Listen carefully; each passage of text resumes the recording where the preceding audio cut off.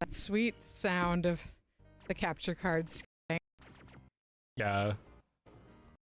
That sweet sound of nostalgia. Yeah, for things not fucking working. Yeah. Like your dad when he was 16.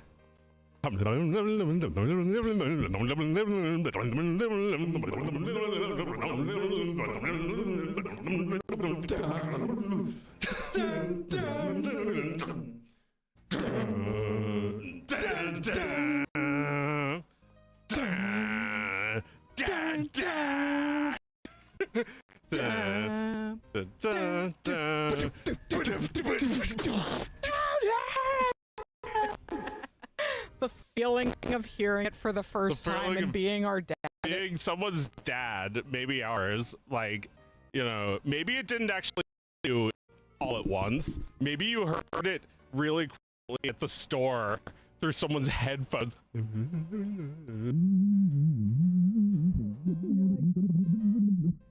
You're like, what the fuck is that? It sounds like an electronic. It's like the guy, the mailman was humming that. Like, what is that? The mailman who was fucking your mom.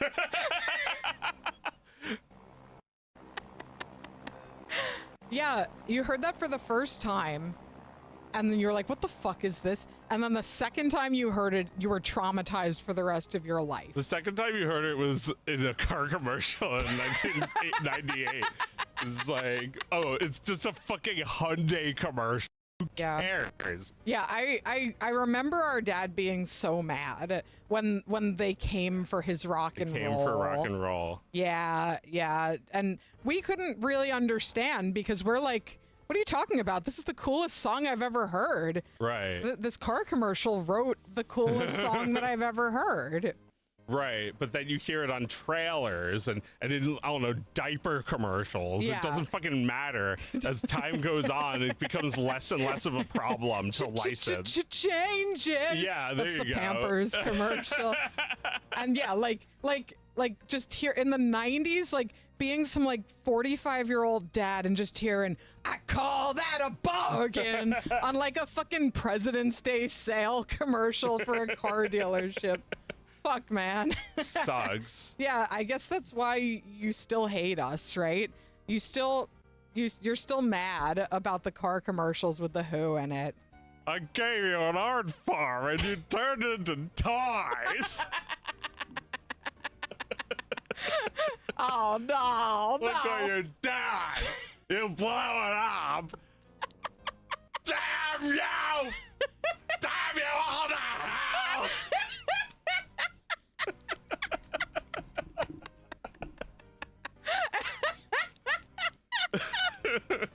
Yeah, this is just how we feel about Toy Story. Toy. Right? Yeah. Yeah. No Rumble Pack, I guess. Oh, I guess not. Well, the player wouldn't be feeling it unless we had some kind of crazy Twitch plugin where the player could see that you're vibrating. Like maybe teledildonics technology can hook us up to that. You think so? Because like you would have to have something that feels like an entire room. Like Yeah. you would have to feel the weight of falling as a toy. Yeah. Right? On different kinds of material. Like look at this. Like imagine if the Rumble Pack, you know, which I'm imagining because we don't have it, must Yeah. be really cool since we don't have it. Yeah. It's another thing Nintendo makes you buy. Right. It's like, I'm imagining that it's softer to land on the bed than the wood. Right. And, you know, maybe a teledildonics Buzz Lightyear where you can Yeah, have where sex like with every it. Thingus viewer's ass vibrates when Buzz hits the ground. Yeah, exactly. I want that for all of you. That would Hello. be great, yeah. Welcome to Well, Thingus. Howard Stern did that in his movie. Right, He was he- like, put the subwoofer down, like face up. All right. That one has been bothering me for 30 years. Like, how many people would be listening to the radio on like a big floor speaker in their living room? Oh, well, I think like he probably described the exact thing he wants, and then someone like someone called in with it, and Yeah. then in the movie they make it seem like well, she just happened to she call. might not have actually been having that orgasm or had that speaker. It's more that it was good radio. Right. No, you're Although right. you might have been able to hear the subwoofer. I haven't actually listened to that clip and verified if that really happened. Right, if you sat on a subwoofer, if it would have that effect on you. I guess we need to Well, find yeah, out. can you actually sit on one of those? I mean, I'm visualizing the size of it. Yeah, you could. Yeah. You could straddle I mean, it also like a that Sibian. like, okay, so this is actually related to Buzz Lightyear. It's like, how do you not know you're a toy? You freeze when Andy comes in the room. And it's like, No, just no. There's certain Woody, things. you're not ready for the answer. Well, all right. I've heard people explain this one, and it's fine if you want to do that. But the fact is that, like, if you interrogate anything about Toy Story for more than 30 seconds, none of it makes sense, and also you're a loser for having done that. Exactly. Woody, it's because it's a movie. No! I told you weren't ready. No, there must be a somehow. Well, You're not a toy. You're a cartoon. all right. I'm gonna warn everyone, if they don't want to hear the words of a loser, go ahead and mute, because everything we usually say here is cool. But the explanation that fits into the movie is that it's in his base programming. He's just a really good toy, and he doesn't realize he's method acting. Yeah, no, it's just like it's in his base programming to You can go believe dead two when- conflicting things at once, Woody. Have you ever been in the military? Oh my God. Joe has seen Toy Story 5. Unfortunately, I haven't, so we'll talk about it soon, because, I can't keep playing this game with my son. He wants to see. Yeah. He loves it. Yeah. Can't get enough. It's do you want me to describe it in vague terms? Well, there's probably a lot of people in the chat who are just dying to see it and haven't gotten around to it yet. But so we should probably lay off of the Toy Story spoilers for another week. Yeah. I don't want to see this movie. I'm No, being forced. It's Coupon the movie. Yeah. You call that a bargain? Best I've ever had. Yeah, well, spend a day with my. gonna play with me, Meredith? What is that? The doll? Jesse. This is Emily all over again. This is Alexa. I mean Elizabeth. Right, I said Elizabeth before Yeah. this. Well, I was because like, it doesn't matter. It's stupid. yeah, it's her. It's her from 500 years ago. She. Boss. Shit. Yay! Oh, I want to see a lot of everything is beautiful. Words with Hats is going to see Toy Story 5 in 10 minutes. Oh, you should watch Thingus in 10 minutes. Yeah, don't turn off the show. Bring us with you. Yeah, you should play Thingus out loud in the theater. Yeah. Full blown out volume on your phone speaker. Yeah. Well, have fun. Oh, but- I hope the people you go with are people you love very much. Yeah, I had a point I was making. Like, if you question the Buzz thing, or if you question the Howard Stern, like every detail of that, you're gonna be left with a movie that's just okay. Right. It's better. Like he is a liar, and it's a web of fiction, Yeah. and it makes him look cooler than he is. Yeah. And a lot of it is also true. It's like, it's for the movie. Yeah, It's for the movie, Woody. He built his own mythology. Everything in that movie is a fucking lie. Yeah, of Except course. that it's real. Well, yeah.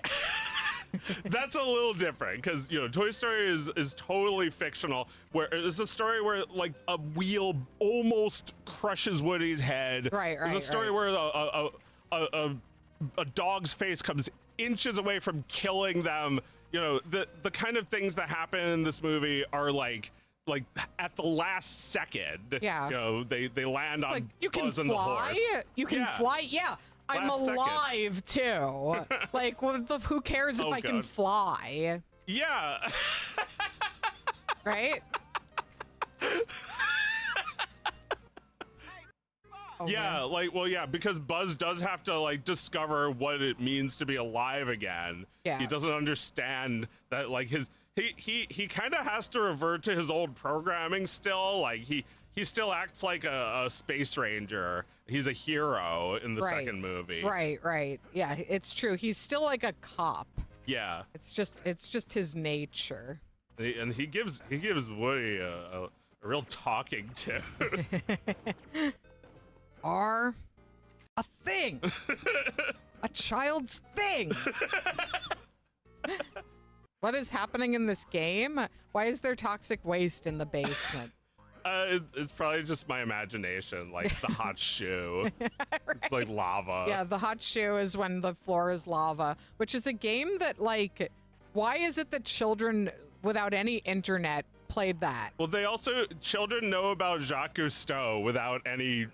They Well, just yeah, know. but TV doesn't teach you, right? You mean children who've never watched TV know about Jacques Cousteau? Well, like they hear the voice in SpongeBob, Mm-hmm. and they know it's supposed to be something Yeah, without knowing what it is. And like even as an adult, you might be a little like that. Like, yeah, I get the reference, but like, wait, do I? yeah. Do I I? just remember the other cartoons that did the same voice, probably. Right, you the remember older a ones. cartoon. You remember like a Looney Tunes cartoon that gave you all the information about the 20th century that you've ever known.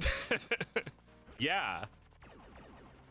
They never used that song though, did they? Sing, sing, sing. In Looney Tunes. No, it was too late for that song hit too late for Looney Tunes. Yeah. Yeah. And it's not really their style. No, they're more 42nd Street.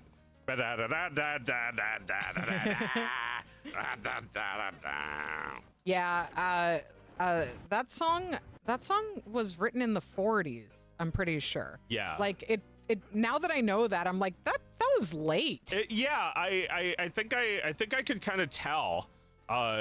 That, you know, I made a joke about it, but I think it's kind of right? That like as soon as 1950 hit, we were not we were listening done with that. We were well, done yeah. with that. Well, the reason is because Sing Sing was at the end, right? It was Yeah. the end. Yeah, that's like the one we're still stuck on. Yeah, that one is famous, and specifically the recording we've heard is famous because it was played at Radio City in like 1952 or something like that. It was really, really late, and it was played for like a stuffy white audience. And they sat there with their arms folded until suddenly they understood why it was good, and it just happened to be like a really excellent improvised set for them. Yeah. And it became famous because it was a suburban America's embrace of jazz. That's cool. But then by it stopped definition, being that's good. the end, That's right? it. Yeah. You can't do anything else after Well, you that. gotta die eventually. And, like that killed it. Yeah. It killed it. Like, you know, Street Fighter 2 killed fighting games. You're just not talking to him, and you don't know what he wants. I know what he wants now. Does he want his ear? Yes. Oh. Yeah, he wants his ear, and then he'll help me avoid the sludge. But see. I think I have to cross it to find the ear. By that point, you'll be good at avoiding the sludge. Ugh. Putting yourself in more peril. Yeah, he just slipped in it and died. Like, he hurt his back and the game maybe it's not restarted. down here. Maybe this is a later level. Right. Yeah, he's gatekeeping this level. Potato Head. Potato Head. Oh yeah, those Bo Peep who says that. Oh yeah, right. Potato Head. I don't need some man telling me what to do. I'm a lost toy. I hate that. I mean, on Bo Peep, it makes a little more sense, I suppose, because she's still, her responsibility was to the sheep, not to the kid. Okay. Right? She wasn't. She wasn't a toy. Who cares? let me bring up some of these subjects. Woody, it is a movie. I gotta stop letting these loser topics rush over me. Yeah, like why is Toy Story 4 actually good? Let's talk about that for 4 hours. Yeah, no. What an interesting time that would be. And as the years go by. This movie will never die. Ugh. You know, like at the beginning of this game, they show you like this sweet smiling portrait of all your friends from Toy Story 2. Yeah. And they're your friends, you Your know? friends. Yeah. And you know, I think we've been on this tip for weeks now. We can't shake it that they gave us friends and then they ruined it. They made us hate them. Well, it's okay because like I've been thinking about this too. Like John Lasseter famously talked about an anecdote that changed his life. That he saw a little boy with a Woody doll and said, "You know what? He's not mine anymore. He belongs to that kid." That that was the first time I ever felt that, and it's true. It's not just ours anymore. But since then, the company, you know, by which I mean Disney, because Disney really owns it, it's been clinging tighter and tighter to that Woody. Like, still shoving it in our faces. Like, you can't play with him. Like, fucker kid is trying to get you to look at him play with his toys. But the fucker kid is like 60 years old. Yeah, he's annoying. It's like it's Al. It's like, yeah, you can't touch him. You get your sticky fingers all over the Princess Collector's item. Yeah, they became Al. This thing that they hated. Like, just let me run in a circle as Buzz Lightyear and call him Was Lightyear. Call him Fuzz Lightyear. It's like when I make those little parodies, the top comment says it all. I'm just a kid playing with toys. That's what it really feels like. Yeah. I love when Joe is just playing with toys. Just playing toys. Yeah, I love playing toys. Well, yeah, because want to play toys.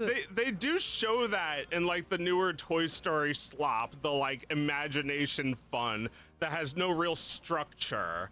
But like it's not fair if you haven't given children a real way to play with Toy Story. Like, even this is a unique way of playing Toy Story. Right. You get to play toys. Yeah, like you get to be Buzz now instead of that wimpy cowboy doll. This reminds me of my school's animations, like my school MYIT. The stuff you would make in class. The stuff that like people who went to that school would make. Mm-hmm.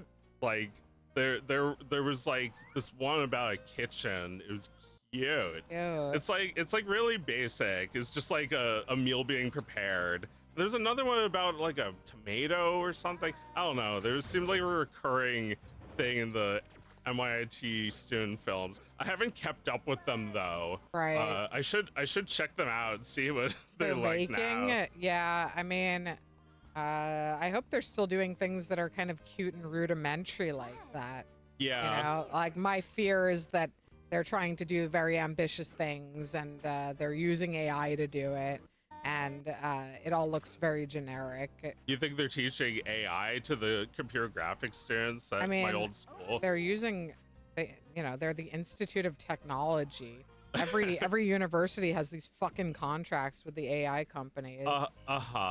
So I would be surprised if they didn't. Oh, so what are we thinking? That like they're saying like you can use Claude to like run multiple tasks at once? Yeah. I mean, whatever. I don't think that's like, you know, I was like talking myself out of that last time because it's like, I don't know, when I do the boring shit, like at least I know what's been executed. Like, yeah, I don't know if I want it. Yeah, like I don't know if I wanted to like run a bunch of things, like have access. Oh my god, look at Wuz's face. What? No. Yeah, let's take a look at that face real quick. Can I? Oh, It was like it for won't 1 let. second. It won't let you. Wait. They don't want you to see it. No? You don't want to see it. Yeah, it's yeah, my old school, NYIT, that was where the Works was being created. That would have been the first computer animated film.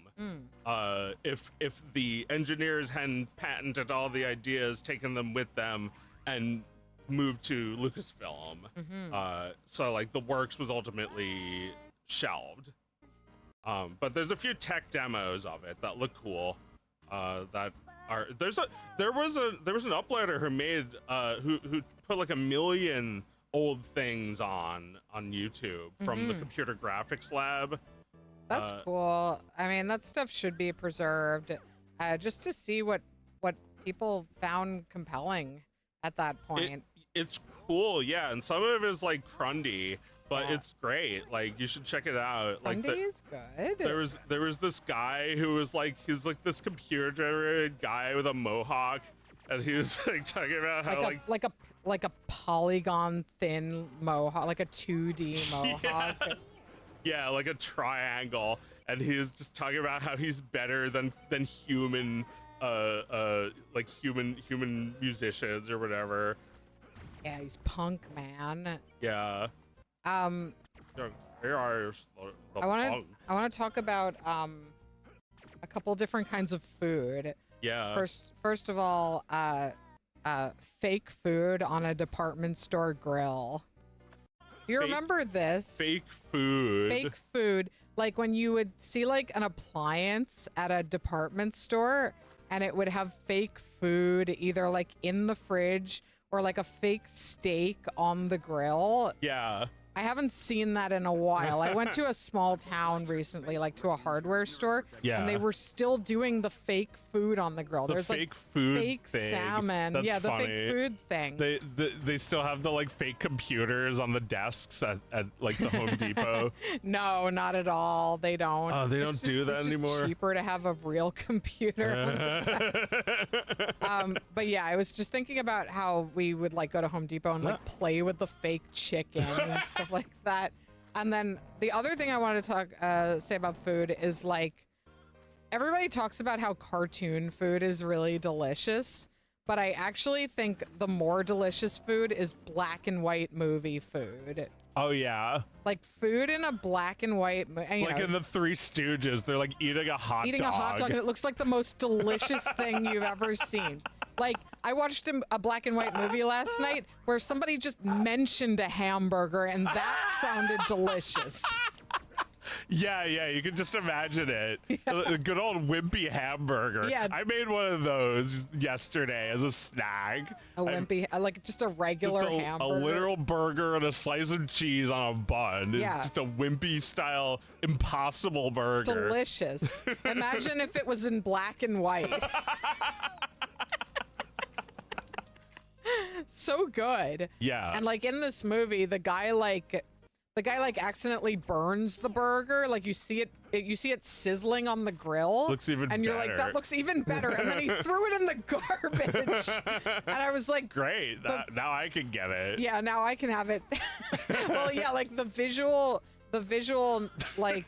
had to show that the burger was bad. Like the acting had to show that the burger was bad. Yeah. Because otherwise it would have still looked perfectly appetizing to me. Food in black and white movies looks good. It looks good. Well, yeah, like the Goofy movie cheese is too slutty. It's like, don't you think I taste good? Yeah, no, it's trying too hard. I've really cooled on the Goofy movie cheese. It's cooled in the years. fridge. Yeah, it's coagulated. I don't like it as much. It's not no, not quite. It's gotta be a little bit like what's another good one? I mean what's another good Spirited food? Away food is all good, but what's a specific example? The Spirited Away, the like the food, the like maybe like the duck like duck. the meat that her parents eat, where they're like, the duck is so tender. Yeah. Oh, Chihiro, you have to try the duck, right? That one's really good. Yeah.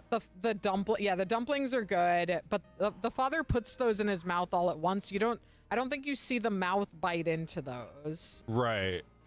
But yeah, there's a lot of food in that movie that is just so delicious. What about the fish in Lord of the Rings? Does that look good? No, it doesn't, unfortunately. But those disgusting tomatoes he bites look good. Like those fat. It's like a cherry or something. Like you hear the pit crunching in his mouth. And there's blood all over his face eating the cherries. That looks good.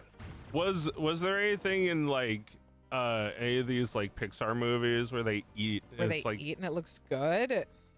No. Not 3D really. movies where they shove the whole thing in their shove mouth. their mouths. It's very often do they actually like bite into it. Yeah.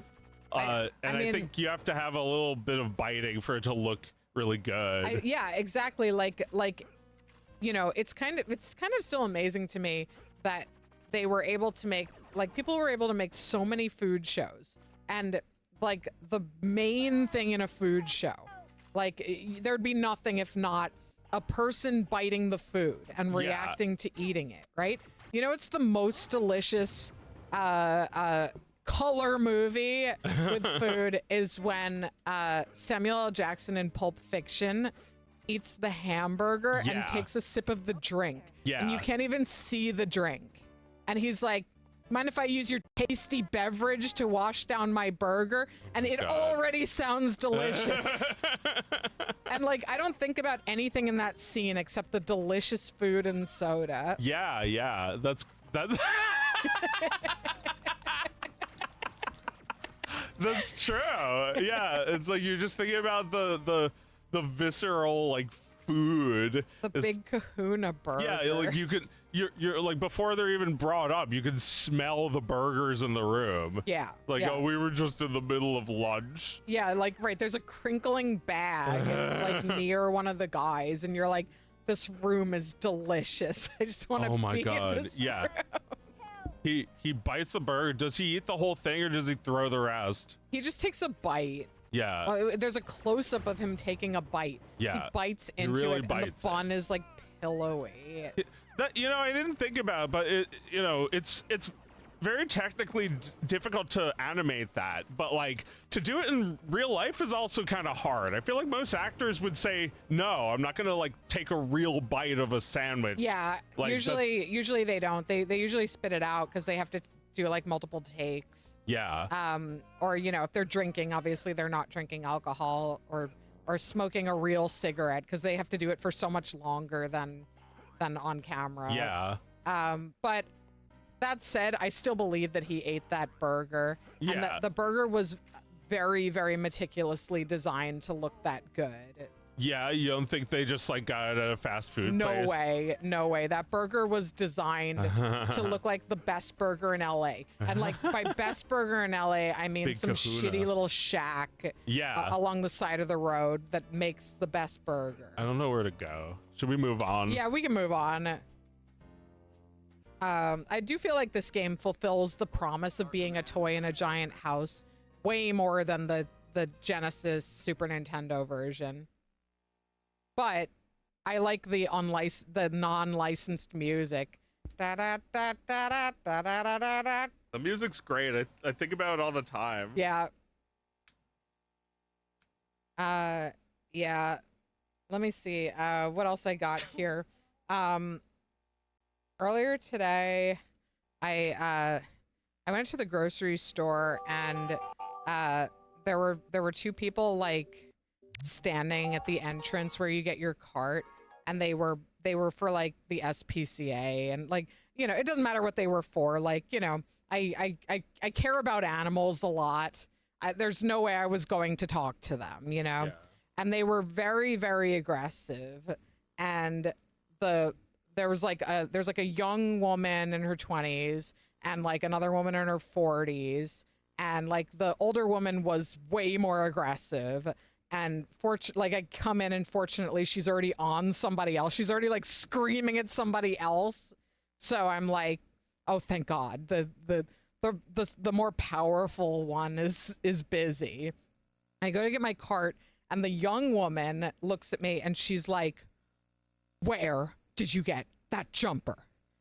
And I'm just like, I'm wearing like an $8 pregnancy jumper from Old Navy.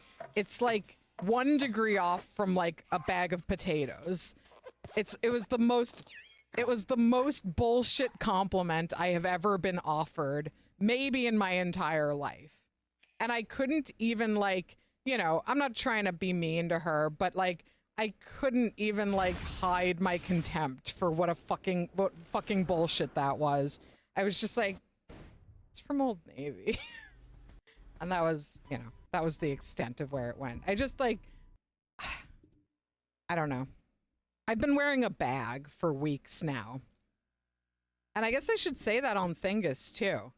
I told my blog about this, and I told Narrowscope, but I'm having a baby soon. Not soon. October, right?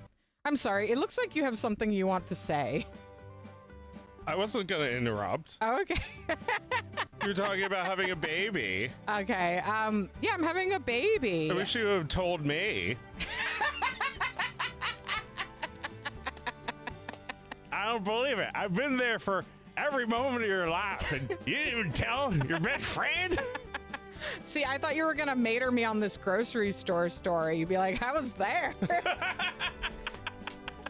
I wasn't there that time, but sometimes we're at the grocery store at the same time, or sometimes we pass each other on the way. Yeah. Yeah, no, I'm having a baby. I'm very, very pregnant right now, but I'm still like 4 months away from full on pregnancy. And yeah, I've gotten like, it's really fucking hot here. I've gotten to the point of just wearing bags over my body. Yeah, October is soon, I guess. Shit, I guess October is pretty soon. Yeah. But yeah, anyway, soon.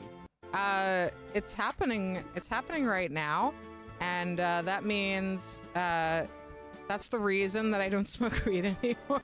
Yeah.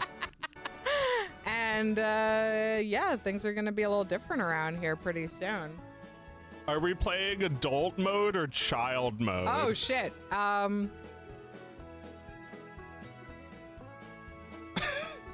Play adult mode.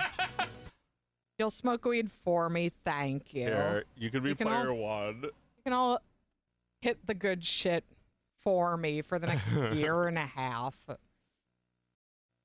It's gonna be a long time, but last time I felt that way too. Am I doing something? We're just waiting for the loading. Oh, okay. I am speed. You're happy to help. Thank you. For loser. I think this is a multiplayer game. Let's do this. Is that Owen Wilson? Well, I know Tom Hanks is too big to do the voices, but what about Larry the Cable Guy? This is skipping a bit. Yeah. Is the TV volume on?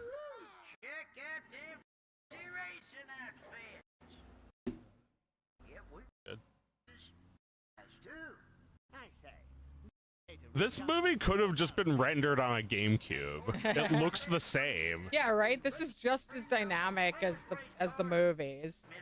Well, it's a little bit lower fidelity, but I guess like this is still like, we just played the N64 version of Pixar, and now look at this. This is like a huge step up. Right. This looks like the models. The GameCube did feel like a huge step up.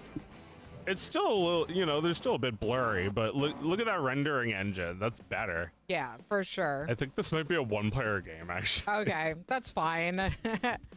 I wasn't gonna get particularly good at this. But yeah, we were thinking of playing the Pixar games, whatever Yeah. Pixar games there were, and See, non-Pixar games. This kind of looks like fun. kind of fun. Kind of fun. I mean, it feels like the world that they made for the movie. Yeah, yeah. This feels Well, like the road that he had to pave, right? They don't really do this anymore. They don't really make Toy Story 5 the video game. Is that true? Or licensed games not a thing anymore? There's no Toy Story 4 the video game. No? There's no Toy Story 5.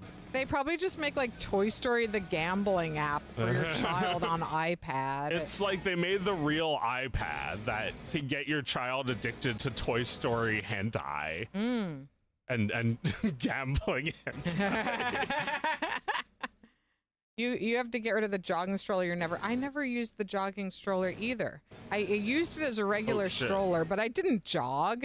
What kind of fucking idea did I have that I was going to be jogging with the stroller? Yeah, that's just like some like synergizing yuppie bullshit. Yeah, exactly. It was stupid. I mean, I didn't regret getting it because it had big rubber wheels, and those ended up being like really good for like climbing stairs and stuff. But yeah, like I tried it like once or twice, and like if you don't want it to move all over the place, you have to lock the wheel, and then that means you have to like really actively steer it while you're running. And it's like, why don't I just like give the basement to my spouse for 30 minutes and go for a run by myself and have my own life? Why do I have to turn this into two things?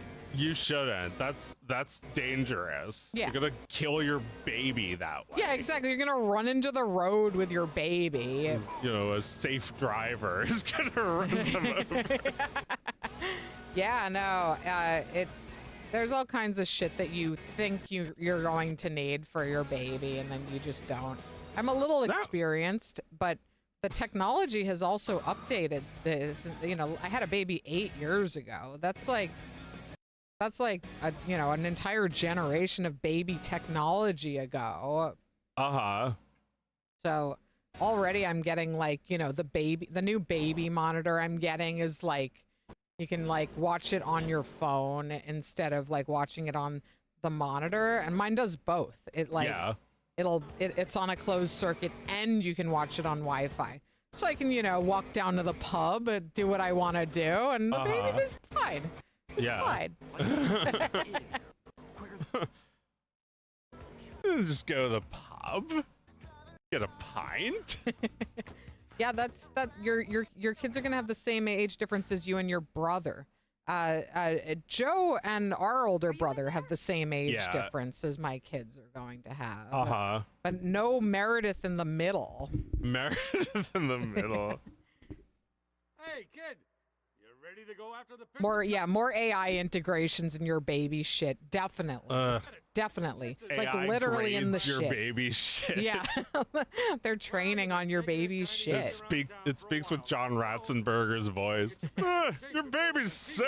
You better do something. Baby was not a good investment. Yeah, no middle child in this house. Oh. Like same old shit with my son, where I told him he was gonna have a sibling, and he was like, "What if you have a third child?" Same old shit. Same old shit. Where you give a dog a biscuit and he goes, "More." I got half a second before he wanted more. You haven't even had it yet. No, I haven't had it, and he wants another. Yeah. A dog of wisdom 7? Do I have to? Can I have more? Can I have another? No? Come on! Why not? Yeah, I mean, this is kind of neat. You can do silly lightning between things. You can be silly. You can do that. And the game's not mad at you for doing this? No, I'm just fucking. I'm just fucking around. Yeah, it's cute. It's like Mario Kart World. Yeah, it was like GTA or Mario Kart World. That is fun. Yeah, that was something I loved about Lego Island when I was a kid. That is like there's like just this open world for you to run around Yeah. into things. Yeah, this isn't bad. I gotta say, I think this The is my only game that favorite. worked. This is my favorite one so far of the Pixar games we've been playing. Well, you know, the thing about like Cars was like they invented this like way of like animating it, like so like the cars could be animated to the track and like parented to the track. And like I looked at the old The Works video, the stuff that was uploaded recently, and it looks like they also figured that out back then in the 80s, which is kind of cool. Yeah. You know, now it looks like they, you know, this is a video game with actual physics, but like to make it animatable for the Pixar animators, they like came up with that like bound to the track thing.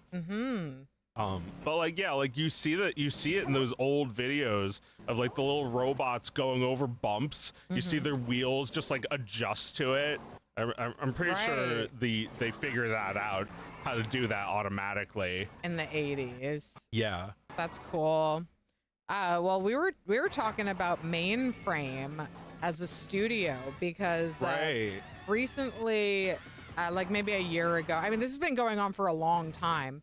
The fans of Reboot, the adult fans of Reboot, have been looking for the original master tapes. And for those who don't know, Reboot was a TV show in the early 90s. Right. We're talking like 91, 93 maybe? I think 94. Okay. This was before Toy Story, so it was the first 3D show. Yeah, it was the first 3D show.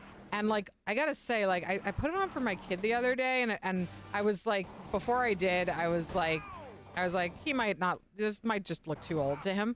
It looks better than Paw Patrol. It does, yeah. It really isn't bad. And yeah, so it's an old ass show from the 90s, a very corny Canadian sensibility, very dorky computer jokes about living in a computer.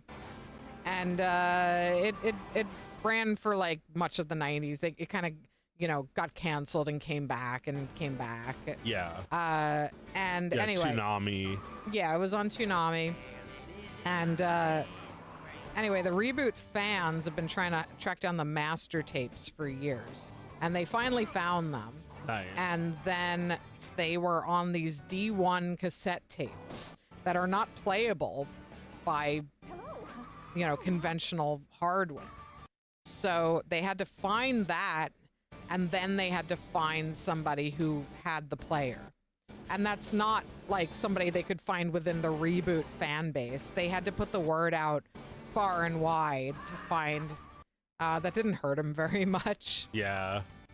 That didn't happen fast. They had to find the D1 video player so that they could then begin the process of digitizing these tapes.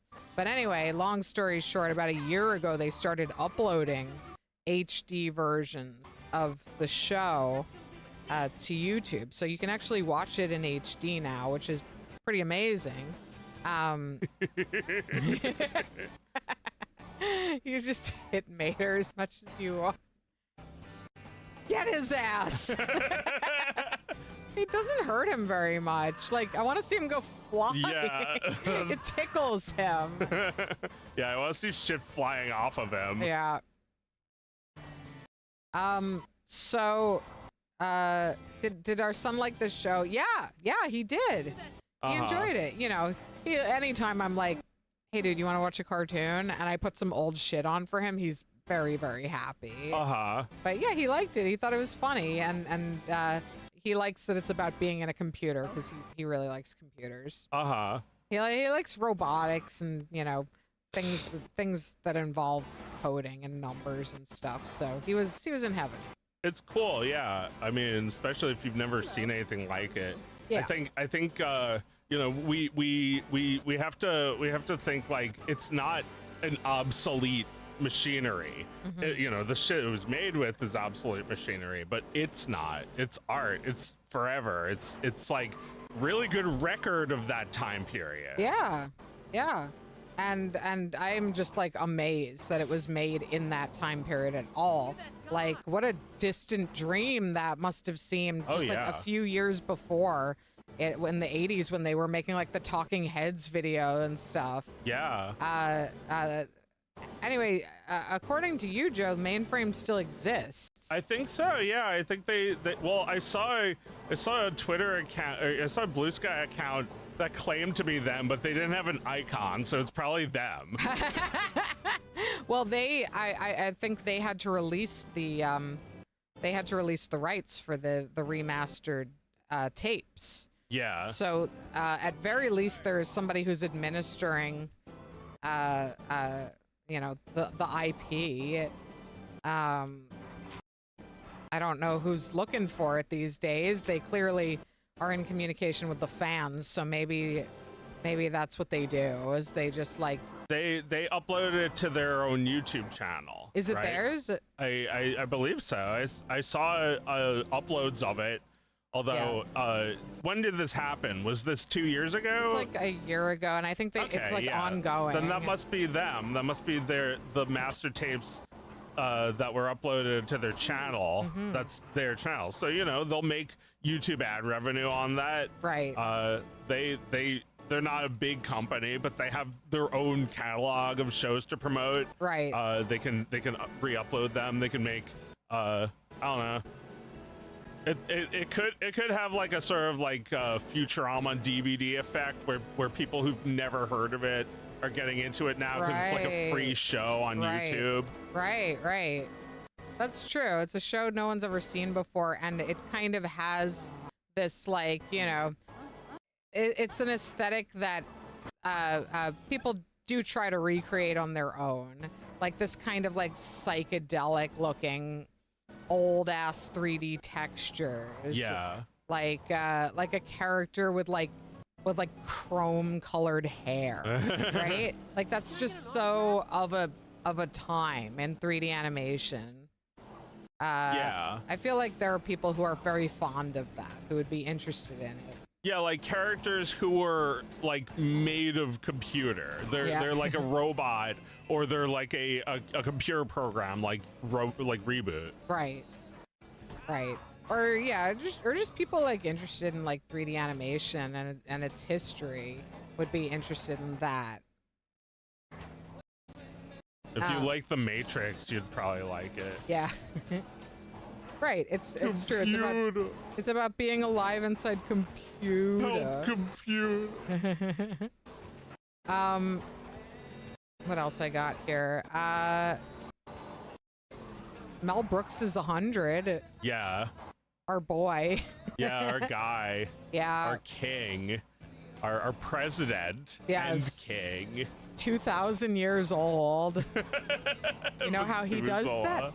He never rides on the first or second or the last seat of an airplane.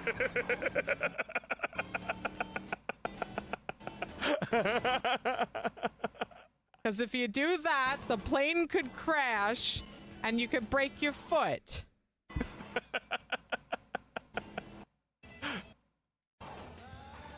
Was it him who said that stubbing your toe is tragedy, falling into an elevator shaft and dying is comedy? I don't know if he said that, but it's great. Yeah.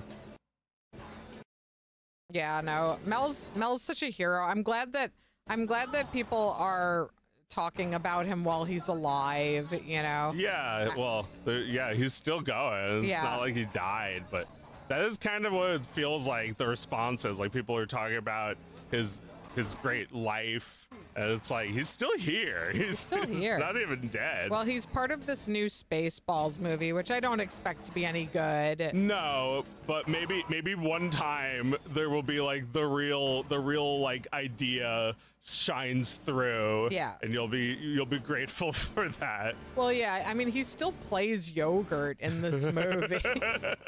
I mean, that might be worth seeing. 100-year-old yogurt. Yeah. He's Methuselah. Yes. Yeah, he's Methuselah. The quest for more money. Like, it's what we were promised all of those years ago.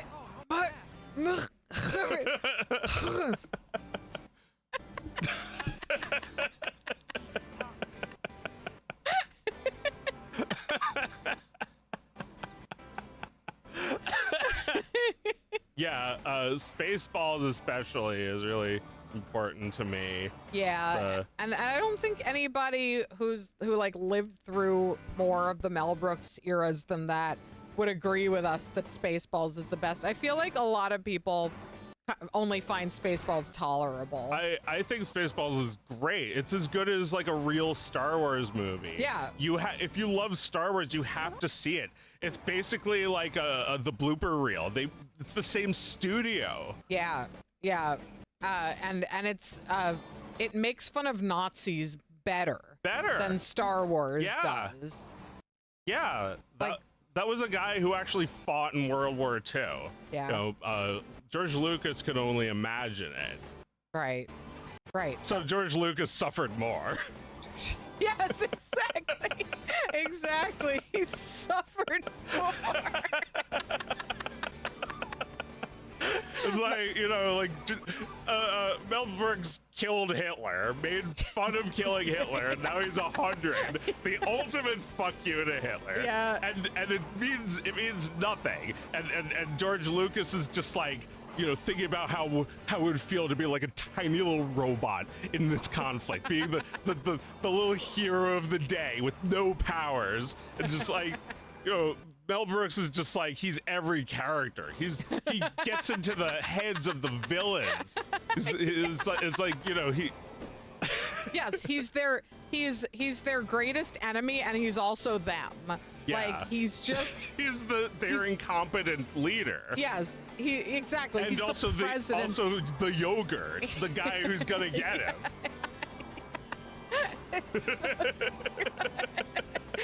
Oh my God. Yeah, no. George Lucas could never. No, I mean, I think George Lucas probably needed someone like Frank Oz to envision Yoda, and you know, I know it's just like a rip off of Yoda, but yogurt is like, you can only really get Mel Brooks to do that voice, right? Yeah. Yeah, to tell you that the Schwartz is bupkis. I found it in a Cracker Jack box. Yeah, the Schwartz is in yo. Is in you. Exactly. And that you don't have to, you know, we don't need more movies anymore because Spaceballs.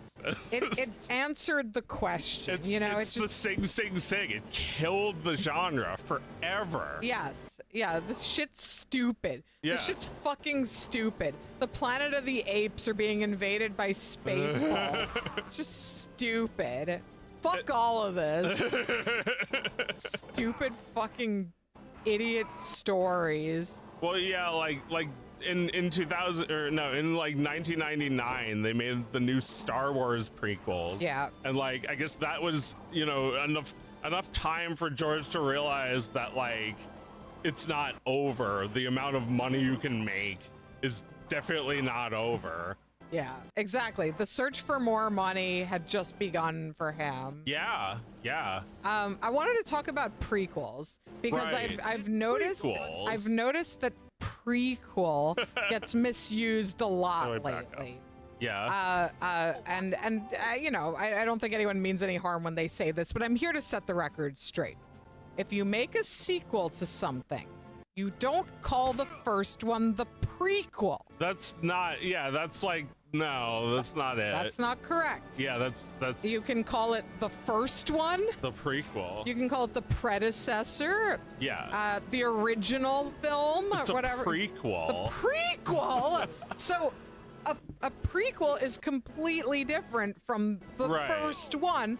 A prequel is a sequel full of lore that no one asked for. Right, answers to questions that you wanted to wonder about. Yeah. Like, what's the back rooms? Yeah. Have you ever wanted to know? No! I wanted to wonder. I wanted to wonder, and you took wondering away. You gave me the answer. It's like, well, I don't know. I haven't seen it. I haven't really thought about seeing it. I just think how interesting it is that I'm against that. Because Yeah. it feels like someone's trying to interpret it And it's Yeah. like, that's okay. I'm okay with the one image. The one image of the backrooms being this eerie place that exists in another world that you could accidentally find yourself into. Yes. Like, that's the entire story for me. I don't need to know how to get out of the backrooms. You don't need more. I'm not familiar enough with the back rooms It's to just know. like a meme. Yeah. Like, that. I don't think the people making the movie own the backrooms or anything. Right. Yeah.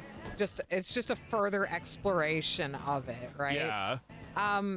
So yeah, the thing with prequels that I've been thinking about, Prequels. because I was talking to I saw my friend Evan tweeting about this today, like about world building and Yeah. lore, and how world building and lore distracts from like the real shit, which is telling a story. Of course. It impedes you, and it just made me think about how in a lore obsessed world, a sequence of events, a timeline of things that happened is meant to be categorized in the order that it happened. And it's like the events must be chronologically documented because the places and the things that happened are the story, are the substance of the Okay. thing, not how they were told, Yeah. not the manner in which they were told. Because like the idea, like the thing Evan was criticizing was like there was like some post that was like, before you set out to build your world, there's a few things you should know.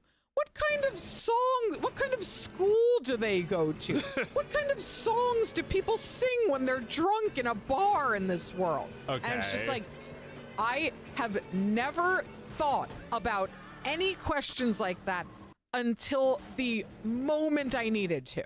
And I don't think anyone who's ever written anything that you loved did that Yeah, either. you don't put the dressing on the bowl before the salad, right? It's kind of like that, right? Yeah. Well, it's just like, It's dressing. Well, It's like window dressing. Yeah. You have to build the windows. right, like what's the story we're here for? And then you can think about those details. Like, you know, I think about this with Toy Story sequels, that it's like, these characters need to be retired because they were all designed for that story. They're all made, they live and breathe that first story. Like, Yeah. their Yeah. designs clash. Right. It doesn't make any sense to have all these toys from different movies standing next to each other. Like they all met. Like they're all from a different world. Yeah. Like, you know, that's just Kingdom Hearts now. Yeah, exactly. And Oh.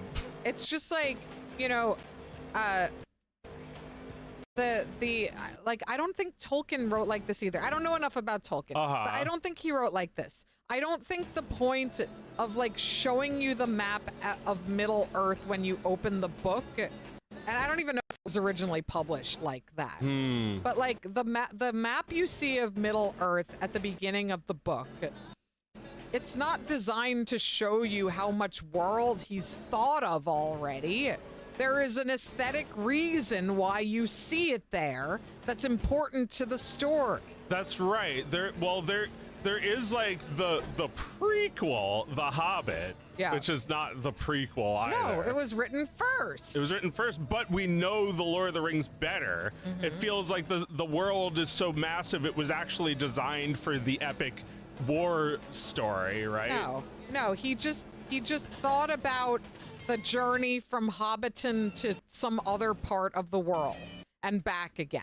And he probably made it up as he went along in order of what seemed most interesting for the Hobbit to encounter. And the world grew as the story became larger. Yeah, exactly. Then he started to think about how man factors into this world, how elves factor into this world, all this pre-existing shit that like he plucked from other stories. Right. I don't think, like, you know, in my ignorance, I don't know Tolkien's writing process, but I just don't think he was sitting there figuring out the entire Thinking about fucking the songs. world. No. Well, no. I mean, I think there is like a process that I can only like compare to like a tree with like like a trunk and leaves. Like, you don't start with the leaves. You Yeah. have to build outwardly from the inside. You have to have the characters that you care about and the plot that has the high stakes. Yeah. You know, like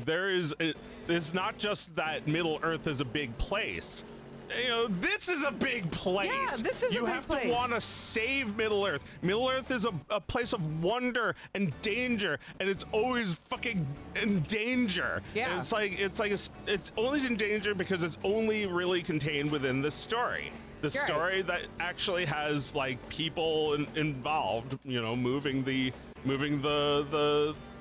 gears. It's not like they're all just like letting it happen to them. They're all No. active. It's like it's a story about like a normal little guy A normal little guy. who would rather not be much of anything, but had a little taste for adventure and went out irreversibly Yeah.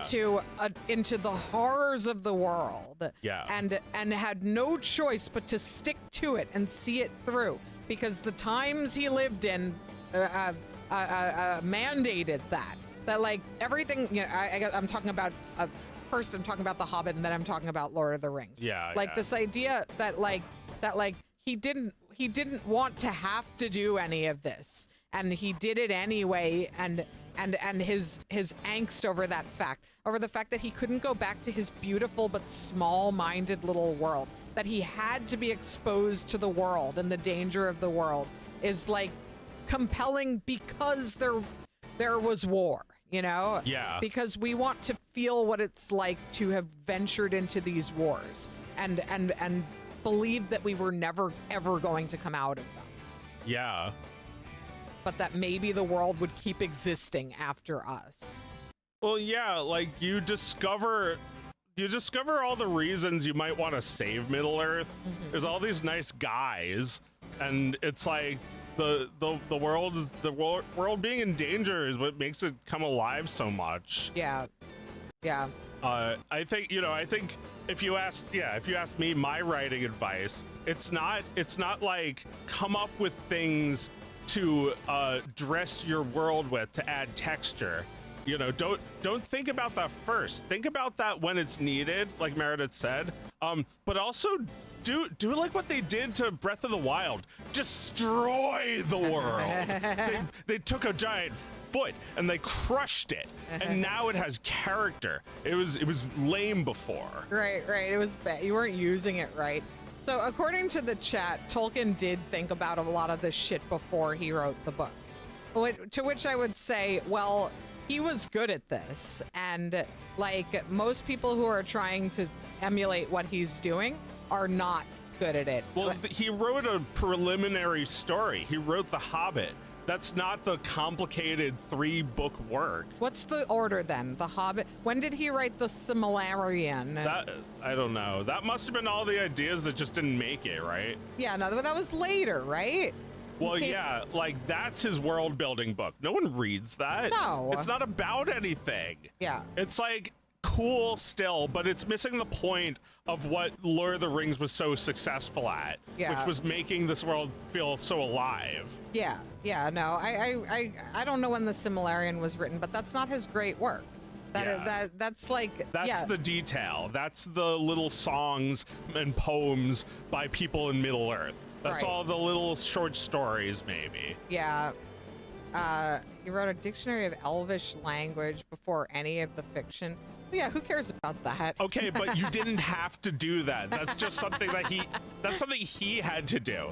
And yeah, that's great. But like, I think it's like when you tell people to make your world feel alive, you don't think like you have to write the national anthem. Like it's not necessarily like that. Right. It's more like he understood what the story was going to be about. Right. Who the story would be about, what the themes would be. Right. He knew all of that stuff first before he started making the elf language. He knew where the elves would factor into the grand tale of Middle Earth. Right. He knew that they were the wise ones and that they had the magic or whatever. Yes, but he saw like these people in real life, and he and he appended these like fantasy tropes to them Yeah. to make them feel real in this world. Okay, you're saying that his son put the Silmarillion together. He didn't even prepare it for publication. I see. So then it's not even anything. That's just his notes. It Why is do people his- act yeah. like that's a book? I've read it. It's not a book. It's like, yeah, it just feels like little ideas. It is his notes. Yeah, it's just his notes. I mean, like, I guess, you know, what I should say, like, the thing I'm getting at is that, like, people are obsessed with world building. They're Yeah. obsessed with world building as if it is in itself a skill. And I just disagree. I think it's completely fine. Tell a good story where details about the world are coming to you as you're telling the story. And I also think it's fine to forget details about your own world and be inconsistent over time. If the story is compelling, that stuff really doesn't matter that much. It's really like, you know, you watch like an old season of a show and you're like, oh yeah, they didn't like plan any of that later stuff yet, so there's like some inconsistencies here. Like, who cares? It's the same shit with Star Wars where, you know, the thing you really care about is Luke and Han Solo and R2-D2 and make sure that they all survive by the end. And people think it's about all this fucking lore about bullshit that doesn't matter. And intergalactic politics. It's like you think that you make video games that are all in line with that. It's like rigid. It's calcified. Yeah. It's not the original story, so it doesn't make any sense why it's like that. Right. Okay, here's a quote that Gabby posted from Tolkien. He says, any attempt at bogus completeness would reduce the thing to a model, a kind of imaginary doll's house of pseudo-history. Much hidden and unexhibited work is needed to give the nomenclature a feel of verisimilitude. But this story, and he's talking about Lord of the Rings, is not the place for technical phonology and grammatical history. I hope to leave these things firmly sketched and recorded. Yeah, that sounds about right. So, like, he acknowledges that he likes this shit, Yeah. but that he can't let his Lord of the Rings story stink of this, because, like, once you start making rules for it, you restrict what we're here for to begin with. Oh my god, this looks like shit. This looks so shit. I lost my ad parts. Yeah. Yeah, no. Verisimilitude. You What's can that create. word mean? It's just like when it feels real, you know, like it gives Okay. it like real texture.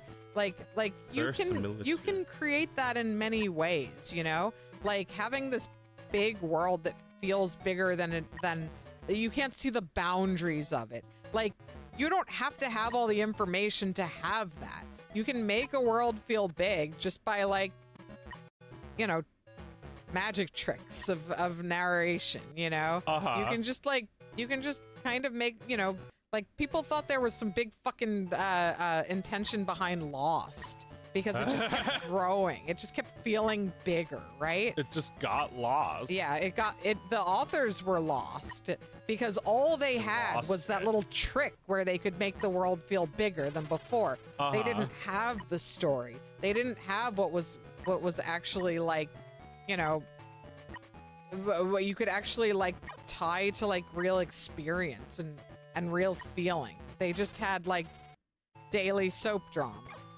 It's like, you know, if we're using the tree metaphor, this is like a tree that you walk around and it's like hollow inside. Yeah. Like, it's still growing some leaves on one side, Mhm. but then you look and see there's no trunk. This Yeah. tree is gonna fall over anyway. Yeah, and then it's not a tree anymore. Yeah. Well, Lost, I never saw Lost, but I can imagine exactly the kind of show you described. It's like, it's so mysterious that you want to know what happens, and then when you know what happens, it's like, wait, they didn't even know what happened. They didn't even know what happens, and they just let half of it go, you know? They never wrapped it all up. I just remember a lot of people being like, I got a lot to think about. Like, after the last episode aired, wow, I'm gonna think about I'm this. just thinking for a about while. watching something good instead. Yeah.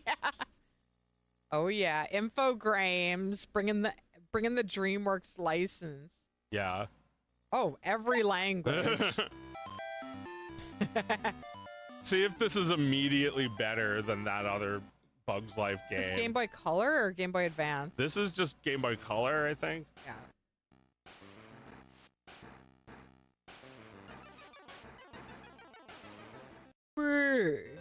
Oh, that sprite looks rough, man. That does not look like Z. We want Z! Looks a little like him in that picture on the bottom. Which should definitely look bloodier and bloodier as you play. Yeah, the story became the mystery of what it could be, right? And they were never able to fulfill that. Whereas, like, you know, Lord of the Rings plays out like a war story. Like an excellent war story. The one of the greatest ever told. You have to have, like, characters' perspective. It's not a real world. I'm sorry, Woody. I'm sorry to tell you this. But, like, the world you're building is only visible from certain angles. Yeah. And, like, you know, like Toy Story, you can't examine it too closely. You get toothpicks holding it together in the back. Yeah, it's fragile, and you should love it for what it is and what it can be to you. Not that it can be everything to you. You know, maybe you could get married there in VR chat, but like that's not the same thing as living there. No, it's not the reason you loved it. Right. I don't know if I'd want to be in Middle Earth. I'd probably be killed.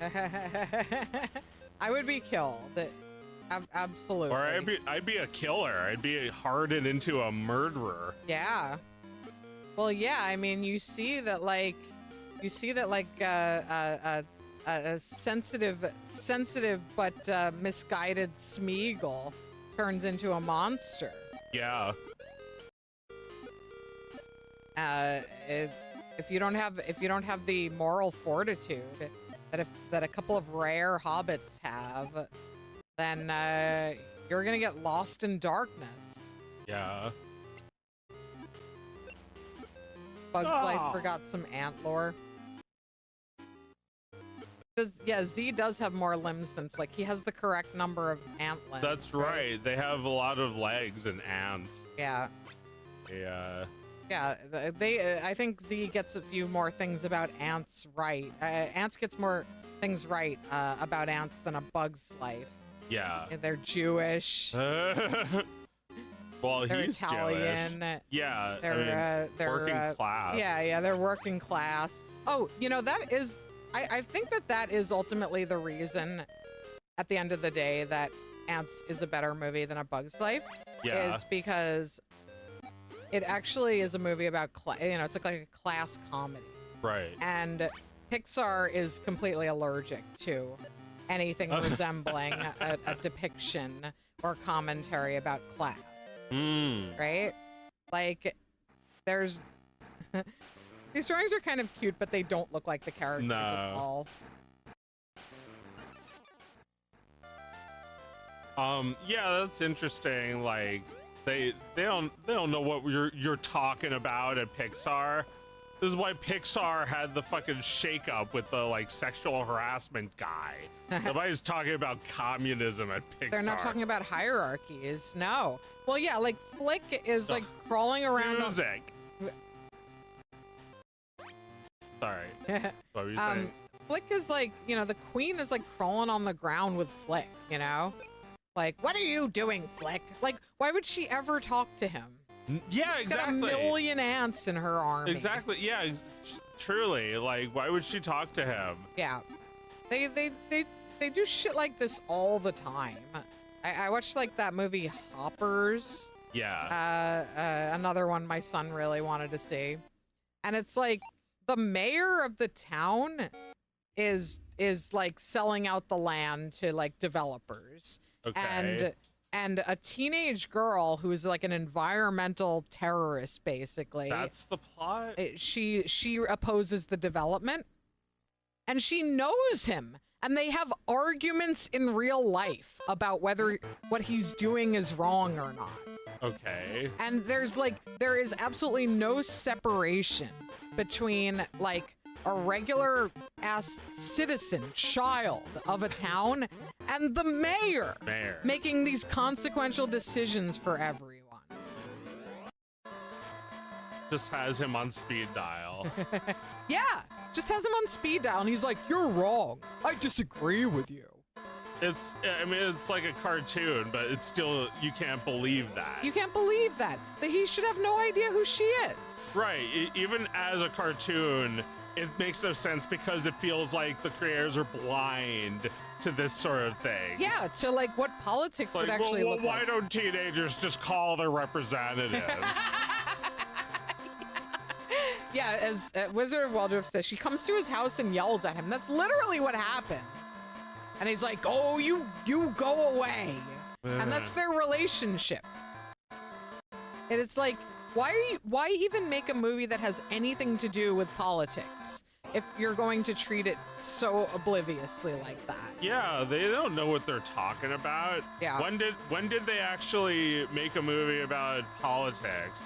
About class? Well, I mean, Toy Story, I guess. Like, you see there's clearly a hierarchy, and Woody is mad that the hierarchy's been challenged finally after all of these years. Right, but ultimately everyone kind of has a vote in Woody's fate, right? I thought it was Andy mostly. Oh, here's their boy king. Well, he's the one who decides who gets played with. Well, yeah, but they all like have basically the same material circumstances. You could argue that Sid comes from a working class family. His parents don't seem very present. His life is tumultuous, and he's a bad kid. Yeah. And then Andy's parents are Andy's mom is trying to move them away from there, right? Yeah. Right? I feel like you can make that argument. Any others? We got like 30 minutes. Do you have more? Yeah, there's more ants games. Yeah, good. I can't think of a Pixar movie that like meaningfully addresses class. You could say that Bob Parr feeling solidarity with his insurance clients who he's denying insurance to, and then acting like the hero who tries to help them out, and the boss is trying to prevent that from happening.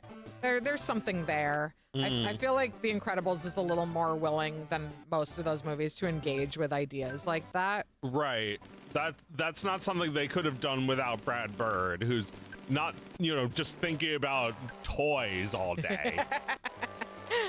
Thinking about my You're thinking about toys, aren't you? They're on their iPads. You're playing with yourself instead of your toys.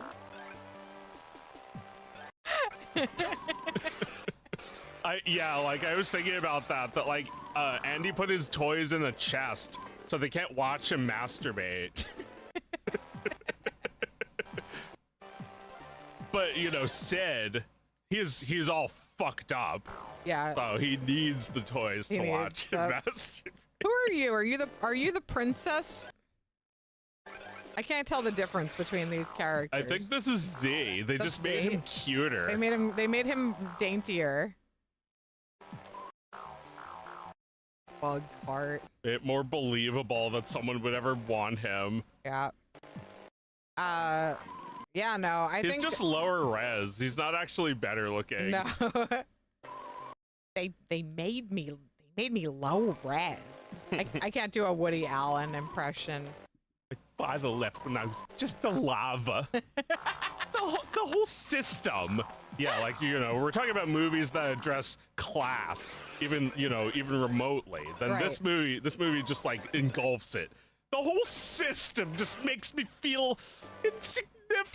It's like that's the fucking point. Yeah. And they had to do that because Disney will never do it. Yeah. They were real competitors. I mean, the first movie they made was Prince of Egypt, which is all about letting slaves, you know, like giving slaves a completely different life from royalty, you know, Yeah. and how a normal person cannot allow this to go on even more, even if he's living in peace. He can't let this go on. Like, it's a story that Disney can't tell. Yeah. No, I mean they don't care. They don't know or care. I mean, which is a little disappointing because we did kind of, you know, we saw a few good Toy Story movies from them and assumed that they should make like half of the fucking movies in Hollywood. It's like they don't always know what they're talking about. No, usually they don't. They only knew about toys. They know a lot about toys. Yeah, but that's like pretty much it. They really did use all of their ideas on that first movie. Yeah. And had to grasp for ideas after that. Yeah. They only made those movies to prevent Disney from this is what I wanted to talk about, the canceled Toy Story 3. Uh-huh. Hey, Woody.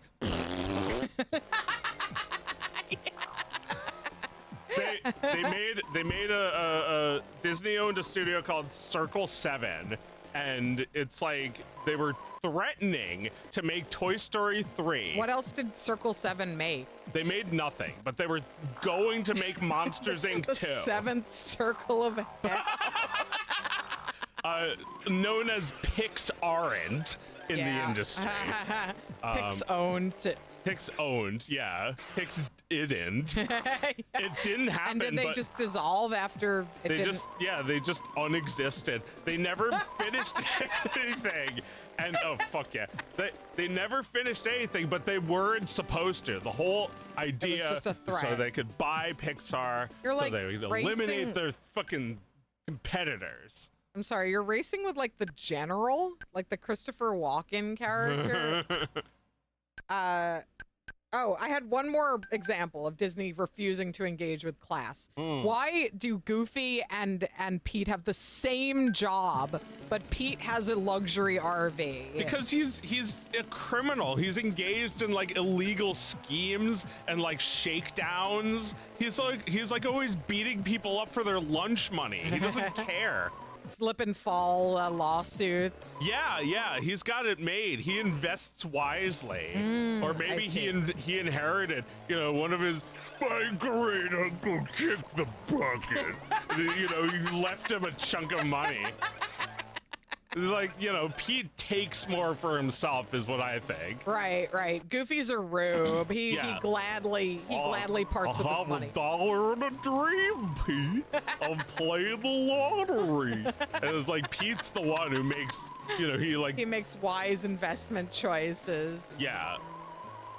Well, yeah, he only buys an RV that he's gonna be able to resell in a few years. He leaves the plastic on all the surfaces so he can sell it. Paints flames on it. Yeah.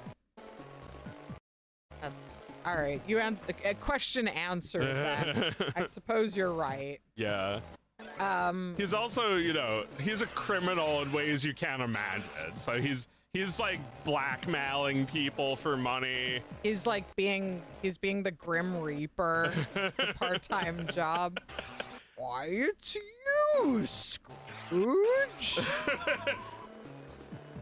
Hey, look who it is. A videotape of you committing horrible acts. Right, Pete pretending to be scandalized by those acts. How could you do that to my wife? I'm telling, unless... Right. Pete's RV with like an L-shaped couch and a cuck chair that sits right there where he can look at both angles of it. And he's just filming it for posterity. Yeah, for blackmail and posterity. It's like the Jennifer Lopez aunt. What's her name? Azteca? Azteca, yes. I remember these characters' names better than the ants, than the Bugs Life character. Flick. Yeah. And then there's like Dim, and then there's like Heimlich. Heimlich. And then there's like Hopper. Oh yeah, and Hopper, I wanted to do a parody with that voice. It's like, Like, it's not about food. It's about keeping those puny ants in their place. Yeah, you should do something with Hopper. I mean, I listen to that movie a lot. My son listens to it on a drive.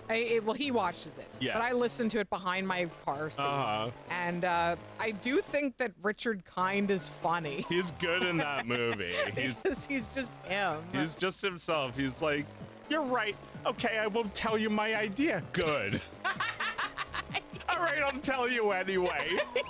And then, like, he tells him, and then Hopper gets furious, and he immediately backs down. You're right. It was the guys. They put me up to it. The biggest fucking was so funny. What's that word you use? The Yiddish word. That's a chazer. A chazer. Just a guy who does nothing but show up and take, and like he takes up your attention and your He eats all the food at the party. Yeah, he eats everything at the food. He stuffs things into his pockets to eat later. It's like, this is a guy who just does nothing but take advantage. He's a chazer. It's like, oh, you don't know me? I'm your ex-wife's second cousin. It's like you have him show up as a supposed relative, and it's like this is his role that he plays, and you know, this isn't the funniest thing he does.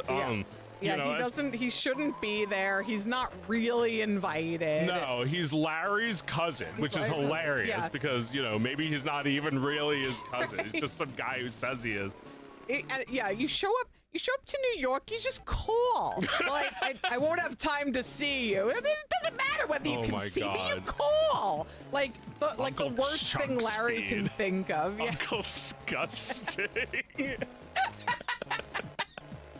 I noticed you liked that tweet of mine. It's like, sometimes you just make really nasty fucking dinner. Uncle Disgusting.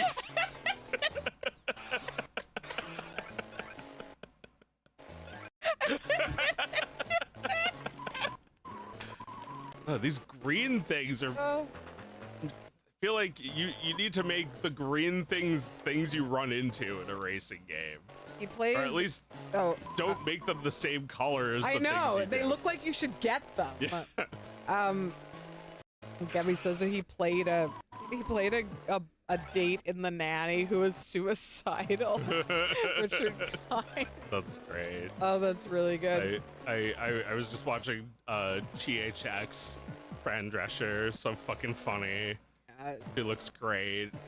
She was in the latest season of The Comeback. Nice. She's like protesting. She's like heading like the WGA.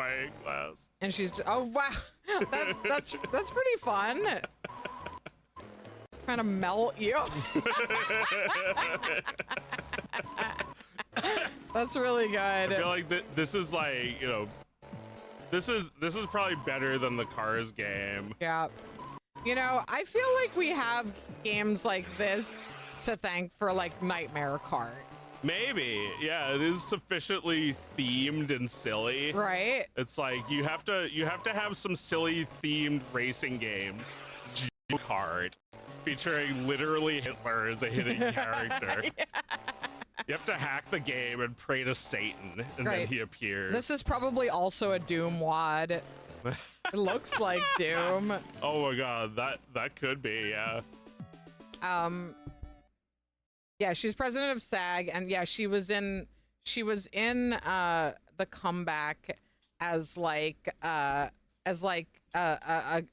character who is she's playing herself, but she's basically saying like, Valerie, you're against this too, aren't you, about the AI? And Valerie's like, of course, and like she hasn't decided how she feels about it at all. She's ready to accept a job on like an AI written show, but she'll say that just to take a selfie with Fran.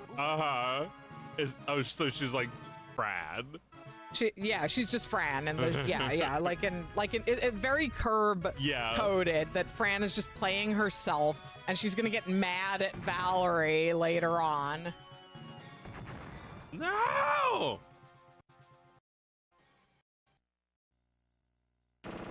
This is just like a war game with the Toy Story guys. Well, nobody owns these Green Army guys. Oh, They're so not. this is not anyone's- licensed? No, nobody like makes these and like has a monopoly on them. Oh. They just exist. They're like Santa Claus.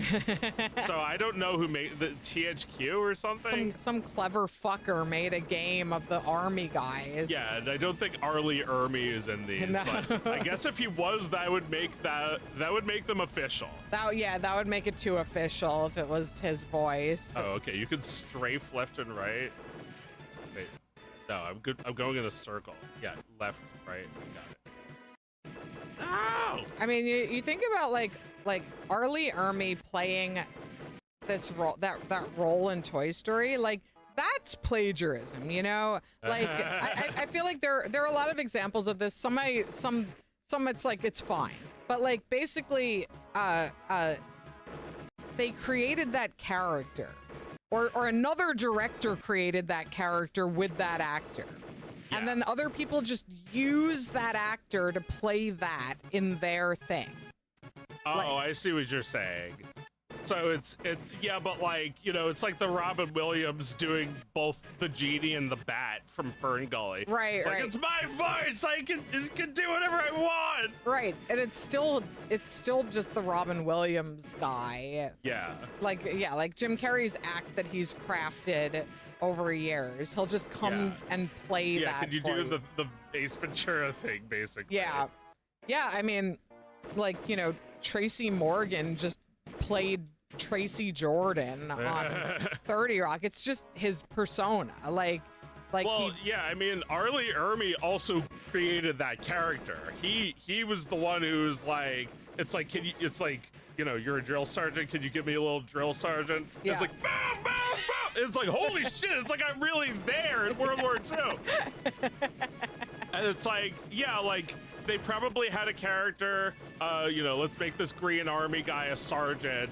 Obviously, Arlie Ermy could voice him if we could get anyone we wanted. Yeah. And they got anyone they wanted. Yeah, they Tom got him. Hanks. Yeah, yeah. They wanted Tom Hanks like they wanted the genie, and they made those animation tests with their voices. They wanted Tom Hanks for the genie? Oh, no, they wanted him for Woody. Oh, yeah. So they made, like, there's like an old Woody 3D model where it's just like from a Tom Hanks movie. I see. No. He's like, no, you're eating the car! Don't eat the car! No! It's like Turner and Hooch. It's like a dog. Right. Oh man, that's funny. Have anything else to talk about? This is not a Pixar game. No. But this is also plagiarism. They took the fucking Green Army, like the idea of making Green Army guys move like this. Yeah, they totally just turned that into a game. Totally. And Pixar didn't sue their asses, or did they? I don't know. Good question. It doesn't seem like they did, because I mean, I don't remember hearing about it. But Pixar sued Uniracers. They sued, did. Was it Rare? No. Well, I think something like it was sorry, it was Rockstar. It was Rockstar. But like they used this character from a Kubrick movie, and they also used the carpet from a Kubrick movie in Sid's house. That's the carpet from The Shining. So like you have Lee Unkrich throwing these things in because he's a geek about that. Right. And you know, those are personal touches still to show that like I put in the thing from Family Guy. I do that. Yeah. Right. Well, yeah, when it's just one person thinking about what art means a lot to them and what they want to pay tribute to in their own work, that hits a little different from what ends up being like this massive corporate enterprise. Right. It's like, don't throw in those Kubrick references now, because I don't think Lee Unkrich even works on them. It's not part of a formula. It was a moment. It was a rare moment. It's just like when you look at your old college pictures and see all these people who just like serendipitously got together once and forever, like a strike of lightning. Like, you gotta honor that for what it was, I think. Yeah. Stop trying to go back. You look back, darling. It distracts from the now. Yeah, speaking of undermining the original. Oh, here we go.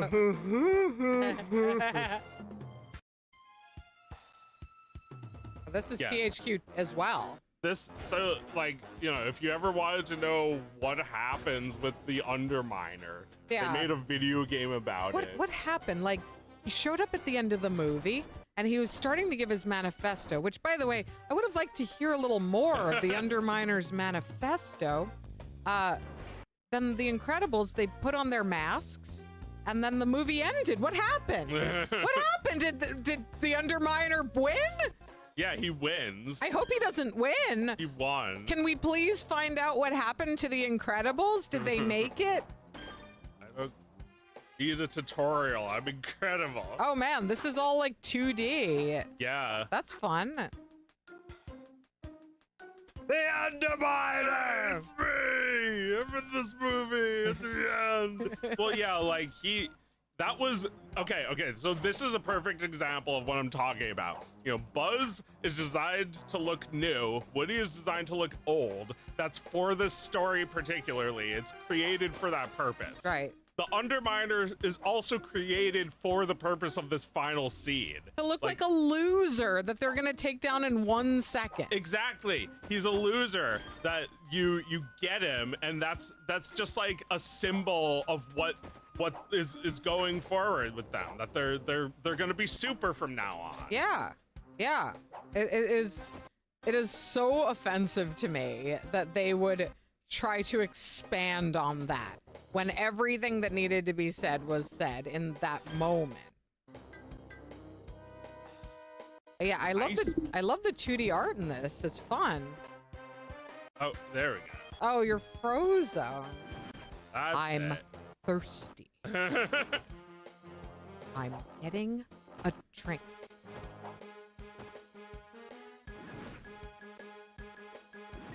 No! Just like Mega Man, but easier. What setting did you choose? Child? Just super. Uh-oh. I've never played this before. This looks so hard.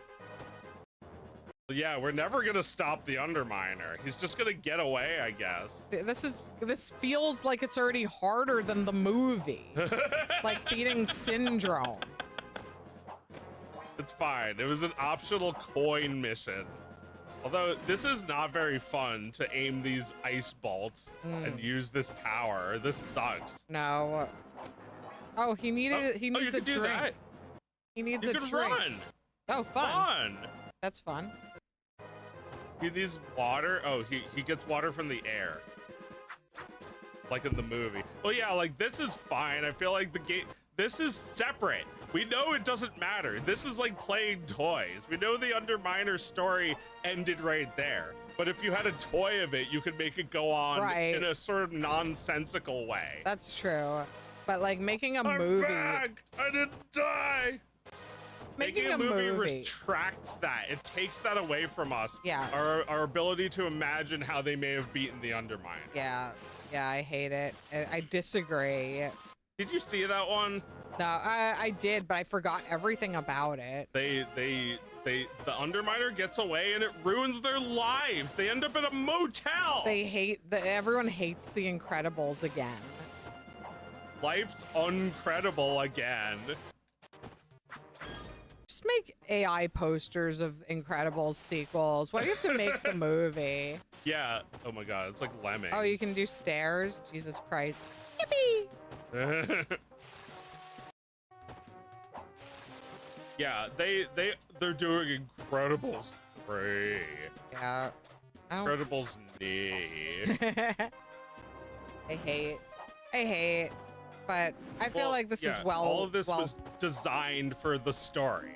The story, which is good, not, you know, you can't just retract that. You can't just say we don't care about that anymore because we have the toys, we have the characters. Yeah. Right, they have the toys, and their stance on what happened to the characters is the official one.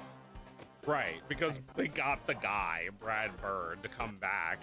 and do the thing. Doesn't mean anything. Doesn't mean anything. No, it's like it means about as much as like a ROM hack. Like Bowser kidnapped her again. It's like Bowser took Mario's hot dog ice cream, and now he has to like travel across like impossible to beat levels to get it back. Yeah. It's like that. You made that up. Yeah, it's like that. That didn't fucking happen. Yeah, it didn't happen. Stop trying to say it's related to the real thing. It's like, I mean, actually, if you did that, it would kind of read as unrelated. Like you'd be able to see it as separate. Like this game is separate from the movie. Did you see that interview of Brad Bird talking with John Lasseter? No. When did that happen? Oh, I glitched the game. She's trapped. That. Oh my God, you really are trapped. Help. We should Life's not so incredible now. take a photo of this and mail it to the developers and report it as a bug. I'll take a snapshot of So it. John Lasseter in conversation with Brad Bird. When did that happen? Was that years ago when they were both working for Pixar, or is that We're recent? talking about recent because like they're doing a movie together. Oh, they are. Yeah. No, I didn't see. It was a few days ago. Oh. Yeah. Oh. Okay. No, they're not. Okay. No, they're not talking with each other in the interview. It's Brad Bird talking about working with John Lasseter. Oh. So it's just him. No, Ah. I haven't seen it. Got any highlights to share? Let me guess. He talks about the gigantic stick he had to get to keep Lasseter away from touching his project. From coming in with those grabby little hands and massaging his project. Yeah. Now I was just in Hawaii. So this is great. We can talk about Hawaii at the end of the show. Just in Hawaii, and I stitched an alien with multiple arms and antennas there. And why is Lilo with like a guy's head? Why is this a wasp? Is this some sort of bootleg? This seems wrong in a lot of ways. Just nobody checked this. What is this? Weird.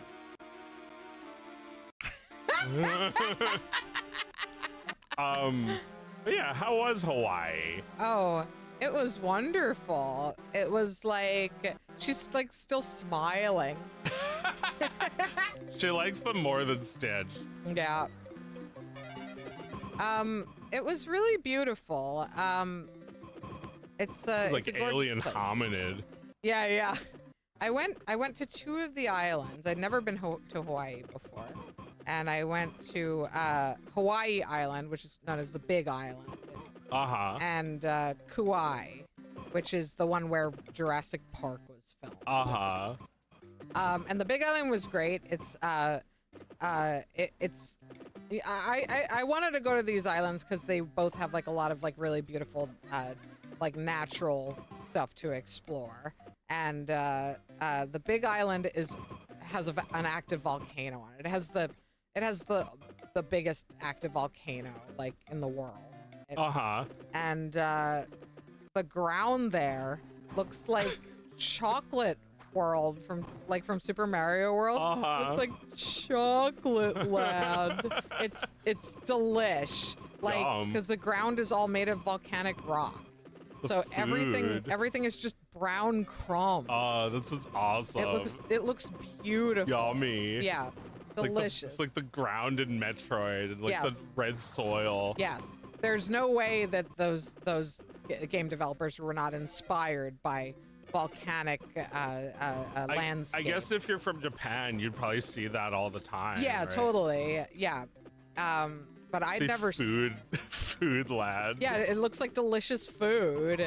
And Yum. Hawaii is also a place where chocolate is produced. Oh, okay. So it was delicious and beautiful. Chocolate and coffee. So yeah, I went to the volcano. Stayed in a pretty remote place. And just like, you know, I lived that aloha life for a few days. Uh-huh. Cool. And then No! Thanks, man. And then Kauai was really, really beautiful, much smaller island. And honestly, I just fucking stayed on a resort on that island. I didn't do shit. I didn't explore much. I just fucking relaxed. It was time for mom to relax. So there was like a big pool and a beach right next to the pool. So you could go from the pool to the beach and back again. And you know, it wasn't like a natural beach. All the natural beaches in Hawaii are like almost unswimmable because they're too wild, they're too rocky. So, you know, it's just like a fake fucking beach. Yeah. But I loved that too. I enjoyed that. Of course. Too. Yeah. It's really good to have a nice sandy beach to just chill on whenever I wanted. So yeah, very, very restorative, very restful vacation. I haven't had one like that in a while. And, cool. Yeah, it was really, really nice to just go somewhere with the intention of exploring and relaxing. Yeah, I've never seen anything quite like it. It's really, really beautiful. That's great. Yeah, I've always wanted to go. Maybe when I'm married. It is a very honeymoon kind of place. Like that's originally we had meant to go for our honeymoon and it didn't work out. We had circumstances at home that prevented us from going. So we were just kind of dreaming about it for a long time. But the most fantastic thing about Hawaii is eating pineapple. Yeah. It's so fresh. It's so fresh. Cool. And you can just go to the grocery store and get the most beautiful pineapple you've ever had. Or you can just buy it off the back of some guy's truck. And it's the most beautiful pineapple. I went to like a little like it was just like kind of like a community gathering in this little town I stayed in. And there were these guys who had just like picked a bunch of lychee from a tree that day and they sold it to me for $5. And Nice. have you ever bitten into a lychee before? I think so. It's Maybe. like, you know, it flavors a lot of like tasty little treats, right? It's like Yum. put it in bubble tea, but like the fruit itself is just this juicy fucking thing. It's in like a hard, like a skin. You peel up the skin and it's just pure juice inside. It's so Yum. so tasty. So it was a lot of just like eating fruit that had just been picked. It was like, you know, a pineapple takes like a year to grow, roughly. It's very, very labor intense. Did you have a chocolate? Yeah, I did. I went to a chocolate farm. Oh. And I saw the entire well, not the entire process because they need to process it in a factory, but I saw their entire process where they pick the cacao plant, the fruit, and they open it up, and I chewed on like the cacao seed that's inside the fruit, and it's like it doesn't taste at all like chocolate. It's just sweet, pulpy, sweet, and you don't want to bite into the seed. The pulp around it is very sweet, but then when you bite into the seed, it's like very, very, very bitter. So you have to like ferment the seed and then like roast it, I guess. Like you dry it, you ferment it and then dry it, and then it gets roasted and ground down and turned into the liquid, the you know, the like chocolate, you know, melted chocolate basically. Liqueur. Yeah, and then they mix it in. They mix it in with cocoa butter, which is like the fat produced by the plant. And then, you know, lots of sugar. So I sampled their chocolate. It was really, really fantastic. And this woman is like very like, and here's this, like showing us all the pieces. And then at some point they have us sample like 10 different chocolates of theirs. And then they have us sample like a couple of chocolates from around the world, and also very delicious. And then at some point she throws in a Hershey bar and she's like, just try this. And she's like, and we're not trying to it's the most disgusting thing you've ever had. It's so disgusting because you realize that their chocolate bar is only like 10% chocolate and is almost entirely sickly sweet sugar and synthetic fat injected into it because they remove the cocoa butter. Oh my god. And it's like, you know, I've been eating Hershey all my life and it usually tastes delicious, but they give it to you in a context where it's the most disgusting thing you've ever tried in your life. Like it was really sickening to eat it. I had that the other day with Parmesan cheese. I'm such an idiot. I've been eating Parmesan, which doesn't exist. The That's thing with not, the green cap at the grocery store. not that stuff, but like with something that makes it look a little more Italian than that. Is really no different. It's just a Parmigiano like inspired cheese. You ate some cheese for the region of Parma. Well, so like I bought some real Parmigiano and like tasted the difference. And I was embarrassed. And that's not even close. It's just a different kind of grated cheese. Yeah. And like I kind of thought I'd gone like a level up because it's like a more Italian looking label. It has to say product of Italy or it's not even really the cheese. Yeah. It's like a completely different product that I don't even know if it qualifies as cheese.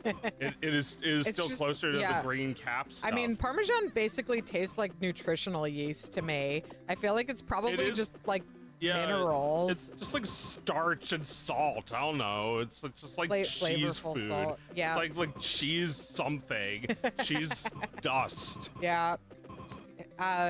Do they waste the entire fruit part of the cacao? Yes, they do. Wow. It's a very thick shell. Oh no. They pull like it's like that big. It's like the size of like I don't know, like an extra thick cucumber, you know? And yeah. I don't know, I'm creating a new vegetable to compare it in size to. Like it's a little bigger than a mango. Okay. And when they crack it open, the rind is like an inch thick on every side. It's very thick. And they just they I don't know, they feed it to the hogs or something. All you want is the tasty little seeds inside. Right. The other thing she was talking about was how they showed us the vanilla that they grow, and vanilla is there's like one other food in the world that is more like labor intensive to grow than vanilla, like a plant-based food.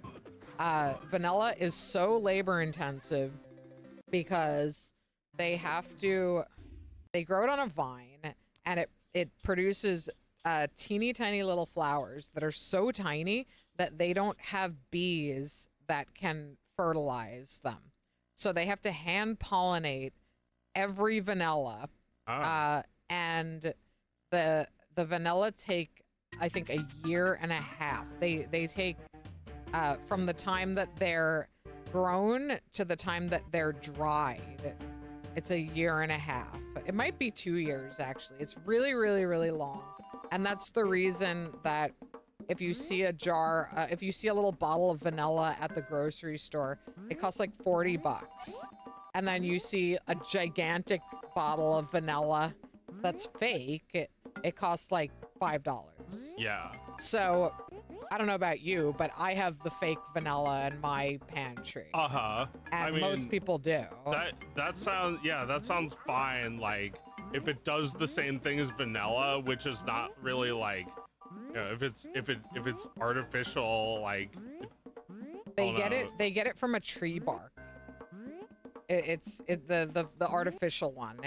It's like sourced from a tree bark, and it tastes enough like vanilla extract. Yeah. So is there any difference? Oh yeah. There's a significant difference, although they didn't let us taste the difference. Right, you do have to taste it because like You could have gone your whole life thinking Hershey's was like the shit. Yeah, I mean, I've had real vanilla before, although I haven't done like a side-by-side comparison. But I would wager that, like, you know, basically every like vanilla yogurt or, you know, vanilla candy or whatever you've had is from the artificial stuff. I mean, you know, Pepsi did like the Pepsi challenge. It's like, without telling you, tell us which one you like better. That's Yeah. the Pepsi challenge. Yes, and It's then the people copy. like the Pepsi better. Yeah, some people like the real thing, but I think what they were saying is like it's like it's more psychological that like if you don't know it, then you might not choose Coke. Might choose the one that just like tastes a little sweeter. Yes, Pepsi does taste sweeter. Fuck. Anyway, yeah, it was so awesome to go on a vacation, and I'm actually going on another one next week. Ah. But we can continue Thingus if you'd like remotely. I'm gonna be camping, so Cool. I can do Thingus outside. Camp Thingus. Yeah, Camp Thingus out by the fire, like we did last summer. Thingus about you. It makes me want to fart.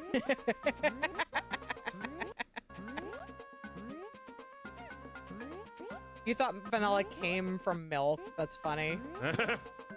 That's great. Yeah, because it's always paired with milk.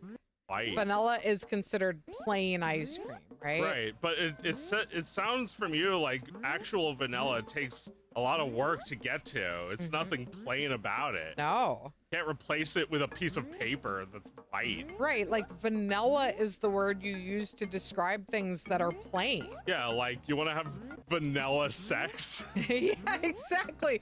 So do you mean you want to have sex that is like extremely labor intensive and takes years to harvest? No, I just mean no chocolate tonight.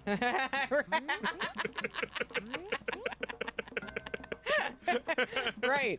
It just Chocolate. means not chocolate. Like that's something that they called Mario ROM hacks, is if they're really just like special and like fuckus, they call them chocolate because Chocolate. it's not like a normal fuckus level. It's extra special with like new concepts being thrown at you. And Yeah, that's give me the chocolate. chocus. Chocolate because it's such a complex flavor. Yeah. It's deep, it's rich. Yeah. Vanilla. How plain, how plain. normal. Well, it's like, I don't know. I usually choose vanilla ice cream, but this time I chose chocolate. I Let's just have a- couldn't resist the delicious chocolatey taste.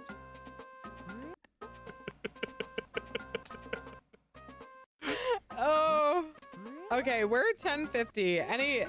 Any closing thoughts? Yeah, let's see. Did I write anything down? Chocolate M&Ms were plain. Yeah, I remember the brown M&Ms are plain. Chocolate flavored. Walmart gingerbread man. Okay, so there was like the Walmart fucking gingerbread man. I remember Like the gingerbread man from Shrek. Right, except when I first saw it, I was like, is it the gingerbread man from Shrek, or is it just copying the gingerbread man from Shrek? Because they didn't call him Gingy in the movie, and then Shrek 2 came out, and they start calling him Gingy in that. Well, So you know, it's- they didn't call him Marvin the Martian in Looney Right. Tunes either. Right, that was his like Marketing. trademarkable name. Like after Shrek was a big commercial success, Right, the and every gingerbread man- aspect of it could be copyrighted. The gingerbread man was a throwaway joke. Yeah. And then they just had something there forever. Yeah, for we should years. make him work at Walmart for some reason. This is weird. What a weird tie-in. Yeah. No, you're right. It was like, is that the gingerbread man from Shrek? Like, no, I want a different one. It's like, but you're the same voice. Who cares? I can do what I want at Walmart. Right. They just took it. You're criticizing me for working at Walmart. Why don't you just leave me alone? I want my gumdrop butt. Gingy is just like a greeter at Walmart. Yeah, you know? he's just a greeter. It's a really lowly job for him. But you know, they'll give him a good job. Keep him off. I don't know. What's the name of that street that he's on? Drury Lane. Yeah. Mulberry Street. Yeah. Drury Lane. Yeah. Yeah. Keep him off the powdered sugar. He's in the new movie and he's got plastic surgery. Really? Well, he's got gumdrops for ass, like shaking his gumdrop ass. Oh, in Shrek. He's 5. twerking. Yeah, I'm he's twerking now. Look, I'm all caked up. I don't know about that movie. I feel like it's like the Shrek moment has passed, but I don't know. We're all eager to make sure that Eddie Murphy's still alive, I guess. Well, the thing is that like Shrek was supposed to be a fuck you. Yeah. You know? Shrek was like, fuck all this stupid fucking shit. What if we made a movie about a character that no one wants? It's like, Shrek doesn't take itself as seriously as it probably should, but that was a good concept. That is, again, like the class struggle is Disney would never touch that. Yeah, they would never touch it. Not even let Pixar touch it. Right. Well, I mean, the thing about Shrek, and we've talked about this before, we're gonna go to bed in a second. Yeah. Is that like by the end of that movie, there is nothing that takes itself more seriously than Shrek. Like this movie that purports to make fun of all the stupid Disney sincerity. By the end of that movie, it's like, there was a sacred chord. Right? Like you've never seen anything. Yeah, it's confused. That's something that about these movies that are confused. But they also are fun in a way that Disney doesn't really understand. Right. They do both. I like Shrek 2. I think it's a fun movie. I think it's confused about its own message. Right. But otherwise, it hits some of the notes right. Do you think there's a chance that we'll love the new Shrek movie?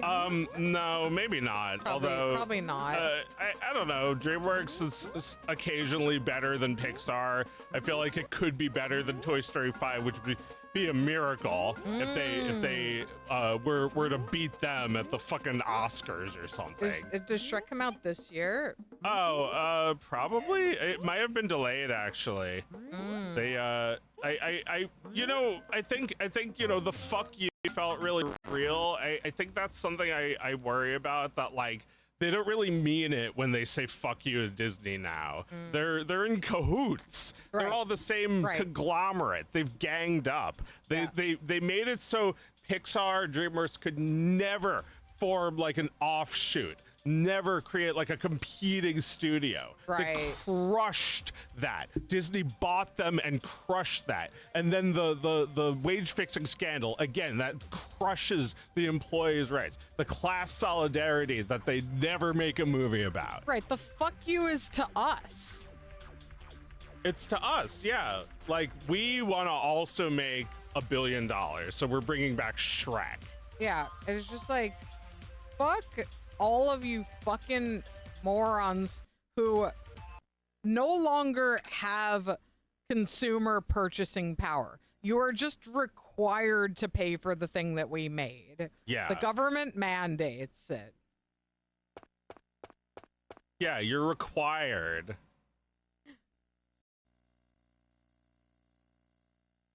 That sucks. It's like, yeah, like you have to see it, even though I didn't pay for it. You know, I saw a shitty cam rip of it. It's like you still saw it. You still let it like diddle you. It sucks.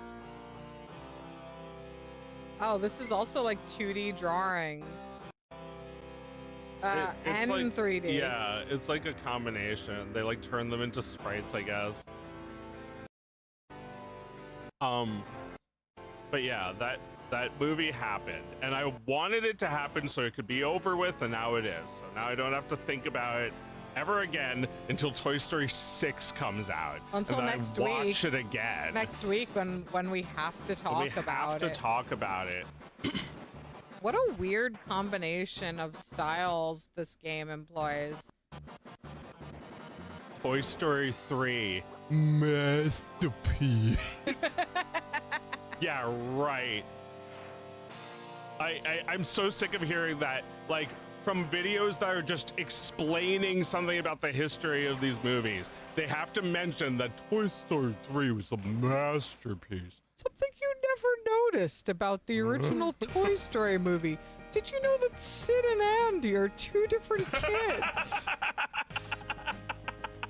I never noticed. I never noticed I was 4. I was 4, yeah. I'm still 4. All right, let's call it a night. Yeah, I think next week I'm gonna be like in front of a campfire while we stream. So maybe we'll do some PC stuff next week or emulator Oh, stuff. your PC! Your wall! You're on your iPad!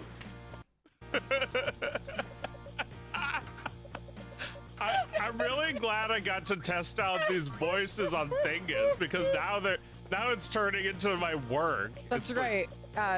Joe's on a fever dream right now. So if you haven't seen his YouTube channel lately, check some of this shit out. I feel like